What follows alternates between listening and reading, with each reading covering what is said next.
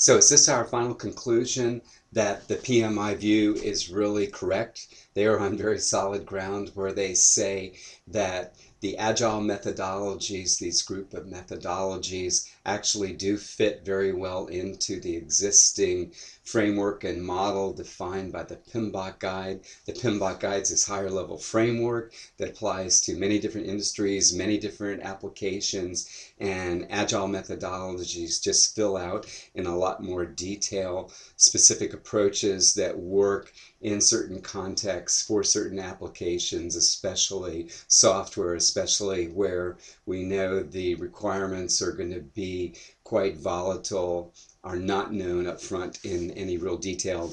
But again, Agile just fits in with this and extends the PMBOK guide out in more detail.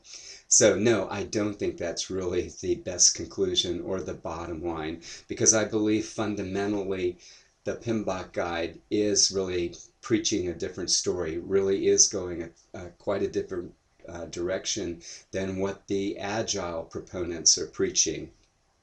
And it boils down to this. I think the PMI model, the PMBOK model, is really defining a formal standard for how to do projects. There's quite a bit of formality involved.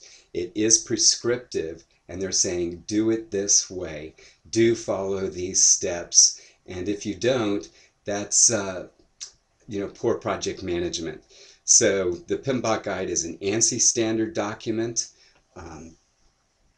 Again, it's defining this framework of 9 knowledge areas, 5 process groups, and 42 processes that fit into these into those process groups and knowledge areas. And part of the standard, part of the formal stipulation is that as a PMP, you should, when you're doing your project, you should use all 42 processes at some point in time in all projects. So you don't have a vote about that. That is kind of a formal stipulation. In the beginning sections, in the early paragraphs of every knowledge area, there's always some language that reads, for instance, for time management, there's 6 processes. For communications, there's 5 processes. So in the beginning of time management, there's a paragraph that reads that all 6 of these processes will be used at some point in time in all projects. And similarly, they say the same thing in communications about those 5 processes. So there's formality about the use of these processes.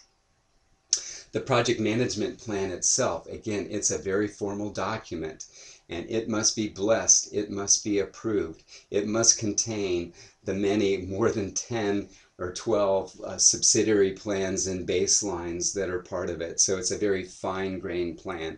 And as a PMP, we would always include these pieces to it. We would always get this project management plan approved and blessed before we really moved on into the executing phases of the project. We're going to need senior management's approval, the sponsor's approval, functional managers that are providing resources. So we need their blessing, perhaps especially like in the US federal government world, oftentimes we need the customer's approval, the COTAR's or the customer's approval of this too before we move. So that might not be true in all contexts, but in some contexts you need the customer approval too. So again, there's a lot more formality here, and this is not consistent. This is really running counter to the Agile philosophy, which has said, let's kind of play things by ear. Let's entrust the team. Let's let them figure out what level of planning is really required, what types of plans are needed, what level of detail they'll go into in these plans, what type of supporting documentation. We'll play it by ear as we move within each iteration and go from iteration to iteration. We won't stipulate up front. We won't define any level of formality about these requirements. So we're really kind of going a different direction on these counts. Similarly, the PMBOK guide and PMI strongly endorse using earned value. they would say you must use earned value, really should be using earned value in all your projects, no matter what contract type, no matter how simple or complex. You should be using earned value for this simple reason. If you don't use earned value, you really have no idea of what's the true value of work that's being achieved at any point in time. You really don't know where you are in your project. You're really flying in the dark without earned value. But for earned value to work, for you to be able to do earned value, you have to plan out in detail up front in the beginning of the project very accurate baselines for scope, for schedule, for especially the cost. You have to have these very accurately defined for you to be able to do the earned value measurements. So we'll dig into this a little more in the next slide and see why that is true. But so therefore I do have to have detailed, accurate plans and baselines up front at the beginning of the project for earned value to work.